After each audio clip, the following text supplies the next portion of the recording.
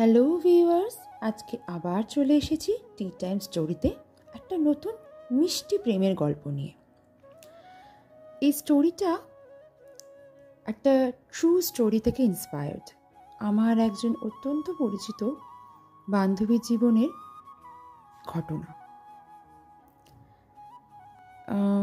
পরিচয়, আসল নাম আর স্থানটা পরিবর্তিত থাকছে কিছু বাধ্যতার কারণে, কিন্তু গল্পটা সত্যি সত্যি ট্রু স্টোরি থেকে একটা ইন্সপায়ার্ড স্টোরিটা আমি একটা নাম রেখেছি এবং কমেন্টে আপনারা প্লিজ স্টোরিটা শোনার পর আমায় জানাবেন নামটা জাস্টিফিকেশন হলো কি না। আরও ইন্টারেস্টিং স্টোরি শোনার জন্য কোনো সাজেশন থাকলে কমেন্টে সেটাও জানাবেন। চলুন তারে আজকের এই মিষ্টি কিন্তু কিছুটা দুঃখের লাভ স্টোরিটা শুরু করা যাক। স্টোরিটার নাম রেখেছি অধরা মাধুরী। মহুয়ারা তখন বাগবাজারে পুরনো এদোগলিতে একটি তেতলা বাড়িতে থাকত। বাড়িটার দুদিকের দেওয়াল থেকে ইটগুলো যেন দাঁত বার করে হাসছে, পুরনো হরর মুভির পুরো বাংলোর মতো। সেই বাড়িতে জ্ঞাতি গোষ্ঠী নিয়ে থাকতে থাকতে মহুয়া হাঁপিয়ে ওঠে। একদিন বাবাকে আবদার করে বলে, বাবা চলো না গো কাকুরগাছিতে আমাদের নতুন ফ্ল্যাটে। বন্ধুরা এই পুরো বাড়িতে আসতে চায় না, বলে ইঁদুর, আরশোলা, টিকটিকি, ককরোচ। ওদের আবার নতুন ফ্ল্যাটে থাকে না সবাই, তাই আর কি, আমার লজ্জা করে। অষ্টাদশী মহুয়া সবে কলেজে গেছে, নতুন নতুন সব বন্ধু হয়েছে, সব এক একজন স্পয়েল ব্র্যাট। যথারীতি বাবাও রাজি হয়ে যান।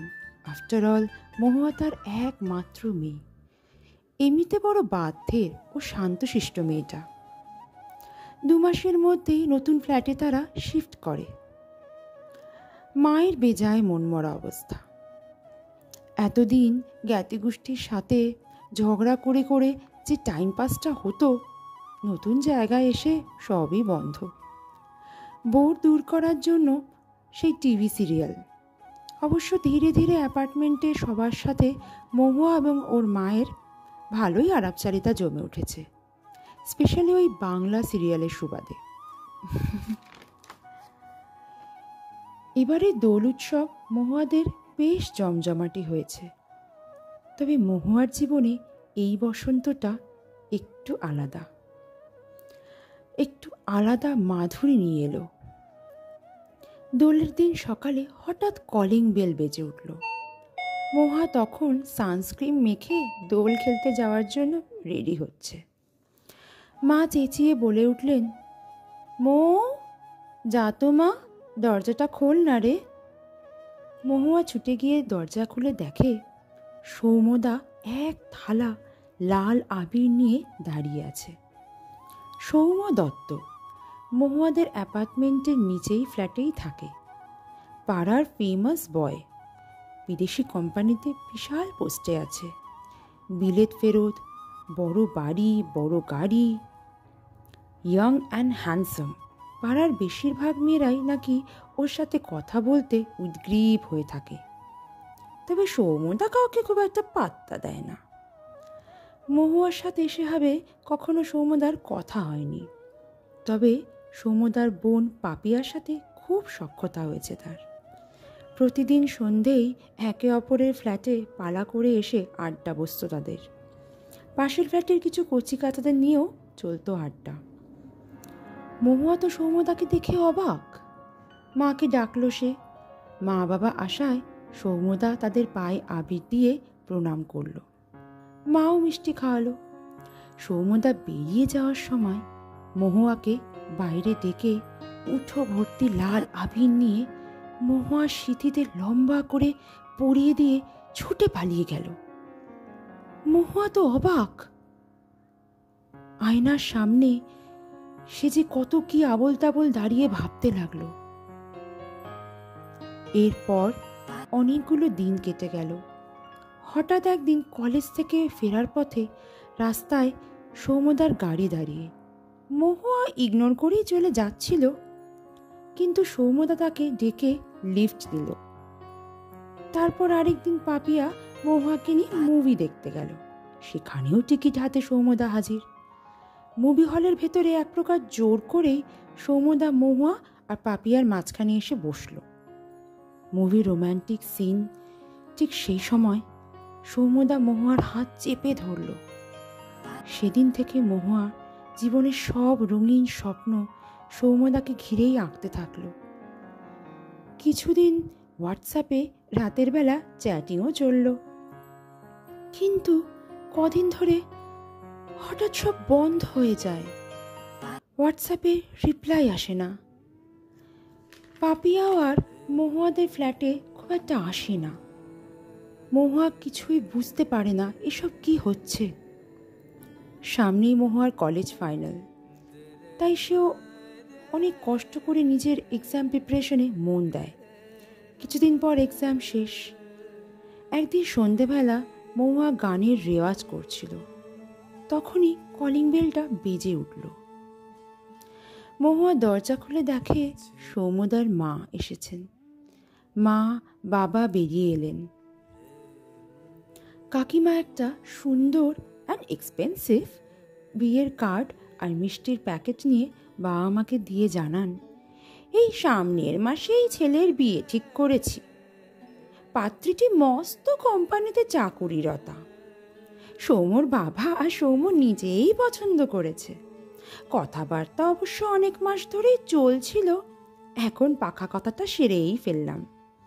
সামনের রবিবার আশীর্বাদ, গ্র্যান্ড এঙ্গেজমেন্ট। মহুয়া কিছু না বলেই আবার তার গানের রেওয়াজে ফিরে গেল। আজ বাইরে খুব ঝড় উঠেছিল, কিন্তু কবিগুরুর গান মহুয়ার মনের ঝড় থামাতে পেরেছিল সেদিন। 2 বছর কেটে গেল। মহুয়ার বিয়ে হয়ে গেছে।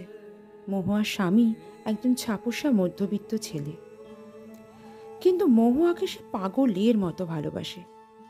মহুয়া একটা কর্পোরেট অফিসে ছোটখাটো একটা চাকরি করে। ওদের একটি ফুটফুটে 6 মাসের ছেলে হয়েছে। অন্নপ্রাশন বড় করেই আয়োজন করেছে মহুয়া। মহুয়ার স্বামী ও শ্বশুরবাড়ির লোক মহুয়া সব কথাতেই ধন্য ধন্য করে। মুখে ভাতের দিন সৌম্যদা ওর বাবা মাকে নিয়ে এসেছিল মহুয়াদের অনুষ্ঠানে। মহুয়া সৌম্যদাকে দেখে জিজ্ঞেস করল, তোমার ওয়াইফ ও মেয়েকে তো আনোনি সৌম্যদা? পাপিয়াও তো দেখলাম এলো না। সৌম্যদার মা উত্তর দিল, বৌমার শরীরটা ভালো না, আর পাপিয়া অফিস থেকে ট্রান্সফার নিয়ে বম্বে চলে গেছে। এসব কথার মধ্যে মহুয়া লক্ষ্য করল সৌম্যদা কেমন বিষণ্ণ মুখে নিষ্পলকভাবে মহুয়ার হাসি মুখের দিকে তাকিয়ে আছে। অনুষ্ঠান শেষে সবাই যখন ফিরে যাচ্ছে, পাশের বাড়ি এক কাকিমা মহুয়াকে ডেকে বলে উঠল, জানিস সৌম্যর বউ তো সৌম্যকে জেলে পাঠিয়েছিল। খুব ঝগড়া হয়েছে, ওদের মধ্যে তো ভীষণ অশান্তি। বউটা শুনছি পরকীয়া চলছে, ডিভোর্স ফাইল করেছে, মোটা টাকা অ্যালিমানি চেয়েছে, কমাস ধরে সেপারেশনে আছে। মহুয়া কিছু না বলে চুপ করে দাঁড়িয়ে রইল। কিছুক্ষণ পর সৌম্যদার সাথে কথা বলতে যাবে ভেবে আস্তে করে এগিয়ে গিয়ে পিলারের ওপাশে দাঁড়িয়ে দাঁড়িয়ে শুনতে পেল সৌম্যদার মা আস্তে আস্তে বলছেন, মহুয়া খুব ভালো মেয়ে, তাই আজ ও কত সুখী। যে ওকে পেল সে বড়ই ভাগ্যবান। আসলে কি বলতো সোনা, জীবনের আসল মধুরতা ধরে রাখতে হলে টাকা ও ডিগ্রি নিয়ে মাপঝোপ করা চলে না, নইলে জীবনের মাধুরী অধরাই থেকে যায়। আজকে গল্পটা কেমন লাগলো আপনাদের কমেন্ট করে জানাবেন। আর এই যে স্টোরিটার নাম আমি রেখেছি অধরা মাধুরী, এটা জাস্টিফিকেশন হলো কি না সেটাও কমেন্ট করে জানাবেন।